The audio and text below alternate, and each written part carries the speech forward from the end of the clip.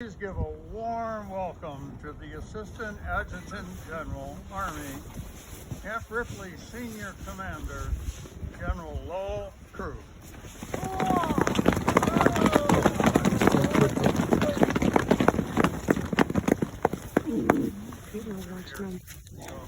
Hey, good morning, everybody, and welcome to this beautiful Veterans Cemetery. I really want to thank each and every one of you for coming and participating in this ceremony, that we take a minute during the busy holiday season and recognize the sacrifice made by our service members that are buried here at this cemetery. This is the 13th year that Wreaths for the Fallen has done a ceremony here at the cemetery, and it's the 10th anniversary of laying a wreath on every grave at the cemetery. So you're going to get a chance today to participate in a pretty amazing event in which we take time in a busy schedule to recognize the service of our veterans and decorate their graves. And it's through the tremendous donations of folks across our nation that allowed us to do this.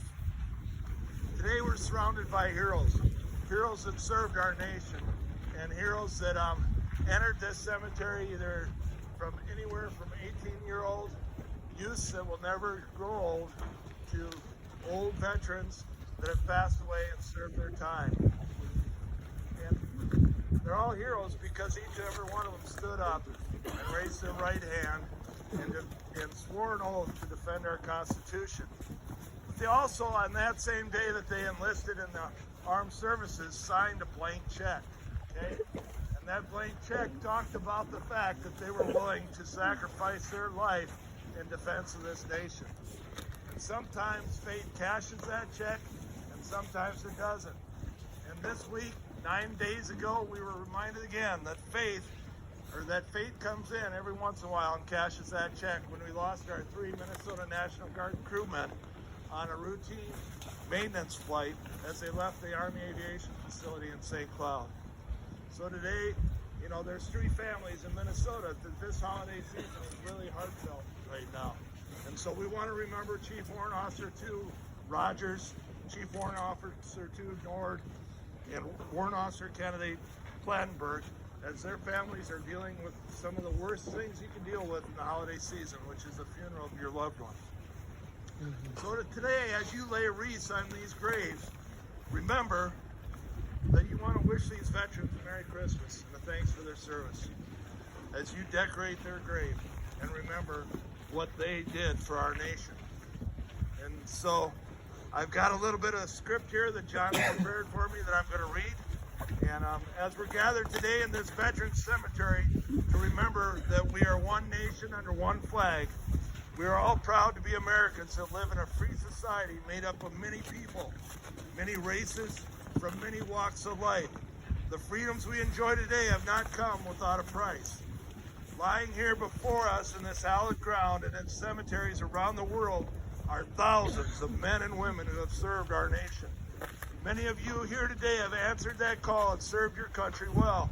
Some of you are currently serving, and some of you will do so in the near future. We want to say thanks for the nights spent freezing in a tent or sweating in the desert, for the lonely days spent missing loved ones, for the wounds suffered fighting evil, and the precious moments missed back at home.